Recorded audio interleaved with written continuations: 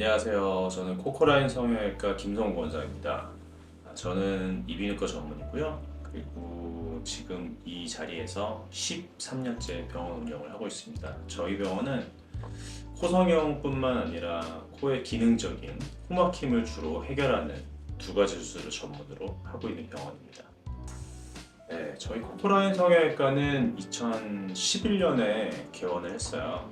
근데 그 당시에 여러 가지 수술을 함께 하는 병원들이 많이 있었는데 그런 병원들과는 좀 특화돼서 코성형만을 주로 하는 그런 병원을 한번 열어보자 라는 생각으로 시작을 했고요. 현재까지 13년에 걸쳐서 코성형과 코의 기능적인 수술만을 전문으로 하고 있는 그런 병원입니다. 네, 코성형을 하는 스타일은 병원마다 많이 다른 것 같아요. 근데 저희 병원에서 가장 중요하게 생각하는 거는 화면으로 봤을 때나 실제로 만났을 때 둘 다 자연스럽고 예쁜 코 모양을 가장 중요하게 생각하고 있습니다. 최근에는 한국 아이돌의 코 모양을 보고 좀 무리한 수술을 원하시는 분들이 있는데 저희는 그 사람마다 한계치 정도 이내에서 항상 좋은 결과를 내기 위해서 노력을 하고 있거든요. 무리한 수술을 하면 시간이 지나면서 변형이 올 가능성이 꽤 높아집니다. 그래서 저희는 항상 자연스럽고 시간이 많이 지나도 변형이 별로 없는 그런 수술을 원칙적으로 하려고 항상 노력하고 있고, 그리고 재료 면에서도 가장 안전한 재료만을 사용하려고 노력하고 있습니다.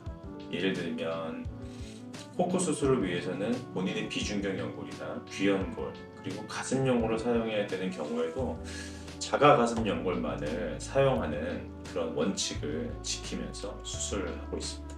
앞서 설명드린 것처럼 저희는 가장 안전한 방법을 선호하기 때문에 코코 수술할 때는 항상 가능하다면, 그리고 환자에게 사용할 수 있는 여건이 된다면 비중격 연골을 이용한 코코 수술을 하고 있습니다.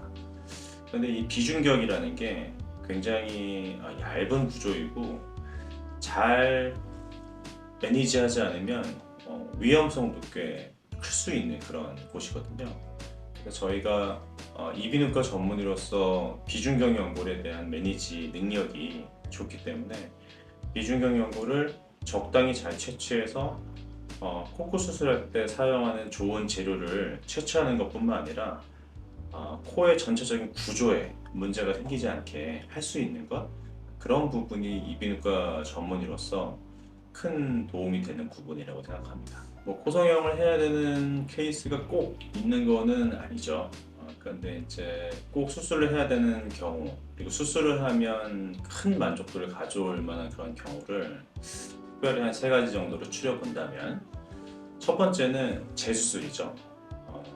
이전에 수술을 하셨는데 뭔가 너무 부자연스럽거나 아니면 누가 봐도 코 모양이 이상하다, 이런 상황이 됐을 때는 어쩔 수 없이 수술을 하셔야 될 것 같고요. 그 다음에 좋은 케이스는 무보형물 코성형을 했을 때 좋은 결과가 나올 만한 코입니다. 대표적으로 생각하면 매브릭 코를 생각할 수 있죠. 매브릭 코 성형 같은 경우에는 미간 높이를 올리는 수술을 하지 않아도 굉장히 좋은 이미지 변화를 가져올 수 있기 때문에 코 성형 하시면 결과가 굉장히 좋고 만족도도 높은 것 같아요. 세 번째로는 코의 모양적인 불만을 가지고 있으면서 코막힘이 있는 경우입니다. 이런 경우에는 기능적인 부분에 대한 개선과 모양이 개선되는 거 두 가지를 다 만족시킬 수 있기 때문에 환자분들이 느끼는 행복감이 더 커지는 것 같습니다.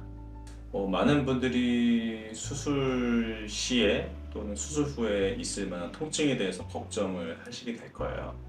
그런데 실제로 수술을 해보면 통증을 호소하는 분들은 그렇게 많지 않습니다. 특히 여자분들 같은 경우에는 더더군다나 통증 때문에 힘들어하시는 분이 없는 것 같아요. 약간 수술했기 때문에 좀 욱신거린다 정도? 그리고 수술하시면 저희가 수술 후에 드시는 진통제도 잘 챙겨드리기 때문에 그런 부분들을 잘 복용하고 갔을 때 통증 때문에 그렇게 고생하실 만한 일은 없어 보입니다.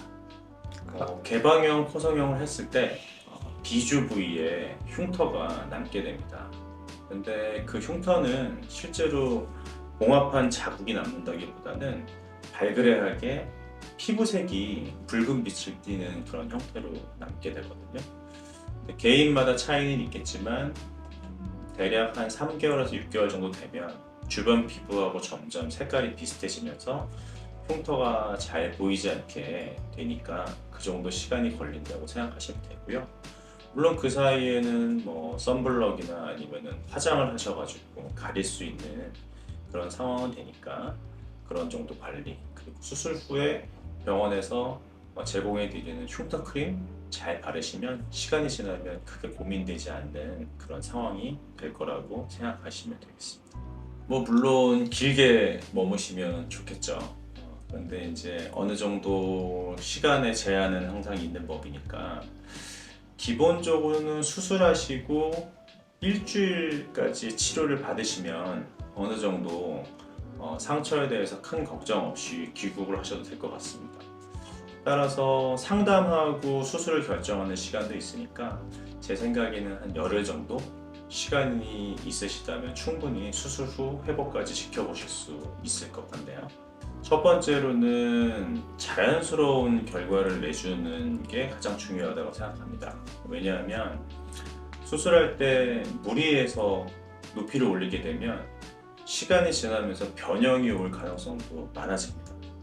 그래서 그 사람의 얼굴, 피부, 상태에 따라서 맞는 정도로 변화를 주고 잘 어울리는 모양을 만들어 오는 게 굉장히 중요하겠고요. 그 다음에는 그런 디자인적인 측면 말고 재료로서 안전한 재료만을 선택해야겠죠. 예를 들면 저희 병원은 기증 가슴 연고를 사용하지 않습니다.